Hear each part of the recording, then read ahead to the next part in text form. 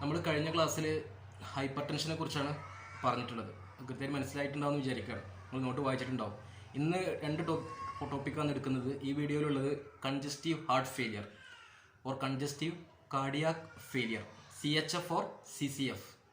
Heart failure ആണ്. അതായത് heart fail ആണ്. അപ്പോൾ എന്താണ് സംഭവിക്കുന്നുണ്ടാവുക?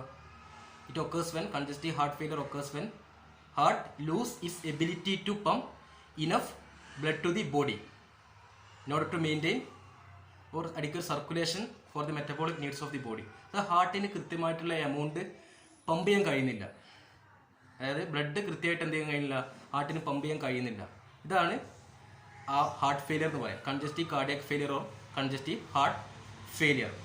ഓക്കെ, ഇനി രണ്ട് ടൈപ്സ് ഉണ്ട്. ടൈപ്സ് പഠിക്കണം. അതായത് രണ്ട് ടൈപ്പായിട്ട് പറയുന്നുണ്ട്. ഒന്ന് acute heart failure, chronic heart failure, അതൊരു ടൈപ്പ്. രണ്ടാമത്തെ ടൈപ്പ് ഏത് സൈഡ്, ഹാർട്ടിൻ്റെ ഏത് സൈഡാണ് ഡിപ്പെൻഡ് ചെയ്യുന്നത്. ഒന്ന് left sided heart failure, right sided heart failure. Left sided heart failure and right sided heart failure. Left side heart failure എന്ന് പറയുമ്പോൾ ചില ഡിസീസ് എന്ത് ചെയ്യുക, ചില അതിന് റീസൺ ആവാം. ഹാർട്ടിന് ലെഫ്റ്റ് സൈഡിൽ ഒന്ന് മിട്രൽ വാൽവ് സ്റ്റെനോസിസ്. നമുക്കറിയാം മിട്രൽ വാൽവ് ഏതാ, ബൈക്കസ്പിഡ് വാൽവ് അല്ലേ, ലെഫ്റ്റ് ആർട്ടറിയത്തിന് ലെഫ്റ്റ് വെൻട്രിക്കിളിൻ്റെ ഇടയിലുള്ള.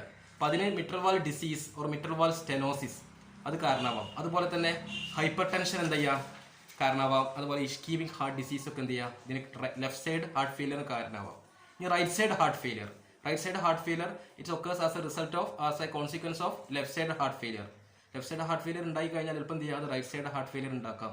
അല്ലെങ്കിൽ ചില റീസൺ ആണ് COPD, chronic obstructive pulmonary disease ഒക്കെ ഉണ്ടാക്കാം. ഓക്കെ, അടുത്ത എറ്റിയോളജിയാണ്, കോസസ്. അത് ഹാർട്ട് ഫെയിലിയർ ആവാനുള്ള ചാൻസസ് എന്തൊക്കെയാണ്? നമുക്ക് ഞാൻ ഹാർട്ട് ഫെയിലിയർ എന്ന് പറഞ്ഞാൽ എന്താ, ഹാർട്ടിന് കൃത്യമായിട്ടുള്ള ബ്ലഡ് സപ്ലൈ കഴിയുന്നില്ല. അപ്പോൾ എന്തൊക്കെ കാരണങ്ങൾ ഉണ്ടാവാം? അല്ല, ഒന്നാമത്തെ കാരണം, നാല് റീസൺ ആണ് പറയുന്നത്. ഒന്നാമത്തെ റീസൺ ഇതിൽ സിംഗിൾ ആയിട്ടുള്ള ഏജൻസോ അല്ലെങ്കിൽ കോമ്പിനേഷൻ ആയിട്ട് എന്ത് ചെയ്യുക, കോസ് ചെയ്യുക. ഒന്ന് intrinsic pump failure. This the most common and most important cause of heart failure, intrinsic pump failure. അതായത് വെൻട്രിക്കുലർ മസിൽ വീക്ക് ആവുക. നമുക്കറിയാം വെൻട്രിക്കിൾ പമ്പ് ചെയ്യും, അതെ, കൺട്രാക്ട് ചെയ്യുമ്പോൾ ബോഡിൻ്റെ ഡിഫറൻസ് പാർട്സ് ഒക്കെ എന്ത് ചെയ്യുക, പോവുക. ആ വെൻട്രിക്കിൾ മസിൽ ചില ഡിസീസ് കൊണ്ട് വീക്ക് ആവുക. ഒന്നുകിൽ അരിത്മിയ, അല്ലെങ്കിൽ എന്താ പറയുക മയോകാർഡൈറ്റിസ്, അതൊക്കെയാണ് റീസൺ. അതുപോലെ തന്നെ വൈറ്റമിൻ ഡെഫിഷ്യൻസി ഒക്കെ വരുന്ന റീസണാണ് ഇൻട്രൻസിക് പമ്പ് ഫെയിലിയർ. ഒന്നാമത്തെ റീസൺ ഇൻട്രൻസിക് പമ്പ് ഫെയിലിയർ. രണ്ടാമത്തെ reason increase work load in the heart. Work load കൂടുക, ഹാർട്ടിൻ്റെ വർക്ക് ലോഡ് കൂടുക. രണ്ട് രൂപത്തിൽ വർക്ക് ലോഡ് കൂടുക. ഒന്ന് in the form of pressure load or in the form of volume load. ഒന്ന് ഹാർട്ടിൻ്റെ പ്രഷർ ലോഡ് കൂടുക. ഏതൊക്കെ കേസിലെ പ്രഷർ ലോഡ് കൂടുക? നേരത്തെ പറഞ്ഞ രൂപത്തിൽ തന്നെ മിട്രൽ വാൽവ് സ്റ്റെനോസിസ് ഒരു മിട്രൽ വാൽവ് ഡിസീസ് വന്നാൽ അവിടെ പ്രഷർ കൂടാം. അല്ലെങ്കിൽ hypertension, systemic hypertension ഉണ്ടെങ്കിൽ എന്ത് ചെയ്യുക, അവിടെ പ്രഷർ കൂടാം. അപ്പോൾ volume load, increase in the volume load. ഹാർട്ടിന് കൂടുതൽ എമൗണ്ട് ബ്ലഡ് സപ്ലൈ ചെയ്യേണ്ടി കേസ് വരിക. നോർമൽ സപ്ലൈനെക്കാട്ടി കൂടുതൽ എമൗണ്ട് ബ്ലഡ് ഹാർട്ടിന് സപ്ലൈ ചെയ്യേണ്ടി വരിക. അതും എന്ത് ചെയ്യുക, ഈ രൂപത്തിലുള്ള വോളിയം ലോഡ് ഉണ്ടാക്കുക. ചില കേസിൽ ഹൈപ്പോക്സിയ. എന്താ ഹൈപ്പോക്സിയ നമുക്കറിയാം, ഓക്സിജൻ സപ്ലൈ കുറയുക. അപ്പോൾ എന്ത് ചെയ്യും, കൂടുതൽ ബ്ലഡ് വേണ്ടി വരും ആ ഏരിയക്കൊക്കെ. അല്ലെങ്കിൽ അനീമിയൻ്റെ കേസിൽ കൂടുതൽ ബ്ലഡ് എന്ത് ചെയ്യേണ്ടി വരും, അപ്പോൾ കൂടുതൽ ബ്ലഡ് സപ്ലൈ ചെയ്യേണ്ടി വരും. അപ്പോൾ ഉണ്ടാക്കുക, വോളിയം ലോഡ് ഉണ്ടാക്കാം. അത് രണ്ടാമത്തെ റീസൺ. മൂന്നാമത്തെ reason impaired filling in the heart. അതായത് ഇപ്പോൾ കാർഡിയാക് ഫെയിലിയർ ഹാർട്ട് ഫെയിലായി, അതുപോലെ കാർഡിയാക് ഔട്ട്പുട്ട് കുറഞ്ഞു. അപ്പോൾ എന്ത് ചെയ്യും, ഫില്ലിങ്ങും കാർഡിയാക് ചാമ്പേഴ്സിന് ഫില്ലിങ്ങിലും എന്ത് ചെയ്യും, ഡിഫക്ട്സ് വരും. പിന്നെ ചില റീസൺ അതർ കോസസ് എന്ന് പറഞ്ഞിട്ട് COPD പറയുന്നുണ്ട്, അതുപോലെ തന്നെ അരിത്മിയ പറയുന്നുണ്ട്. അതുപോലെ ചില കേസിൽ എന്താ പറയുക, സിവിയർ അനീമിയൊക്കെ അതിൽ പറയുന്നുണ്ട്. റീസൺ കോസസ് മനസ്സിലായി, ഇമ്പോർട്ടൻ്റ് ആണ്. എറ്റിയോളജി ഇമ്പോർട്ടൻ്റ് ആണ്. അടുത്തത് പാത്തോജെനിസിസ് ആൻഡ് പാത്തോഫിസിയോളജി.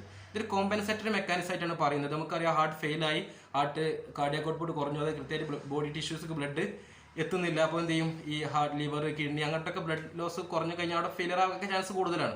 അതുപോലെ തന്നെ ചില കേസിൽ എന്ത് ചെയ്യും, ലങ്സിൽ പൾമനറി കൺജഷൻ ഓഫ് ബ്ലഡ് ഉണ്ടാവും, ബ്ലഡ് കൺജസ്റ്റ് ചെയ്യും. ഓക്കെ, നമുക്കത് പൾമനറി കൺജഷൻ എന്തായിട്ട് മാറും, ചിലപ്പോൾ ബ്രീത്ത്ലെസ്നെസ് കോസ് ചെയ്യും, അതുപോലെ തന്നെ ഫാറ്റീഗ് കോസ് ചെയ്യും. മാത്രമല്ല അവിടെ പൾമനറി കൺജഷൻ ഉണ്ട് കഴിഞ്ഞാൽ നമുക്കറിയാം റൈറ്റ് വെൻട്രിക്കിൾ എന്നാണ് എന്ത് ചെയ്യുക, ഈ ബ്ലഡ് ഓക്സിജനേഷന് വേണ്ടിയിട്ട് ലങ്സിലേക്ക് പോവുക. അപ്പോൾ അവിടെ വാസ്കുലർ റെസിസ്റ്റൻസ് ഉണ്ടാവും. ബ്ലഡ് കൺജഷൻ വന്നു കഴിഞ്ഞാൽ വാസ്കുലർ റെസിസ്റ്റൻസ് ഉണ്ടാവും. വാസ്കുലർ റെസിസ്റ്റൻസ് ഉണ്ടായി കഴിഞ്ഞാൽ എന്ത് ചെയ്യും, ഇതൊക്കെ റൈറ്റ് വെൻട്രിക്കിളിൻ്റെ ഫെയിലിയറിനൊക്കെ എന്ത് ചെയ്യും, കാരണമാവാം. ഇതൊരു ചെറിയൊരു ഫ്ലോ ചാർട്ട് അല്ലെങ്കിൽ ഒരു എന്ത് ചെയ്തിട്ടുണ്ട്, നോട്ടിൽ പറഞ്ഞിട്ടുണ്ട്. നിങ്ങൾ എന്ത് ചെയ്യണം, ജസ്റ്റ് ഒന്ന് പഠിക്കണം. Okay, last one clinical manifestation. എന്തൊക്കെ സിംറ്റംസ് അല്ലെങ്കിൽ ക്ലിനിക്കൽ മാനിഫെസ്റ്റേഷൻ എന്തൊക്കെ ഉണ്ടാക്കുക എന്നുള്ളത്. നേരത്തെ പറഞ്ഞ രൂപത്തിൽ ബ്രീത്ത്ലെസ്നെസ് ഉണ്ടാക്കാം, അല്ലെങ്കിൽ ഫാറ്റീഗ്, കഫ്, ടാക്കിക്കാർഡിയ, അങ്ങനത്തെ കേസൊക്കെ എന്ത് ചെയ്യുക, നോട്ടിൽ ബാക്കി കാര്യങ്ങളൊക്കെ എന്തുണ്ട്, നോട്ടിലുണ്ട്. ഇത്രയും കാര്യങ്ങൾ എന്ത് ചെയ്യുക, ഹാർട്ട് ഫെയിലിയറിൻ്റെ കേസിൽ പഠിക്കുക. ഇന്നലെ രാത്രി തന്നെ എന്ത് ചെയ്യണം, ഇതിൽ പഠിക്കണം.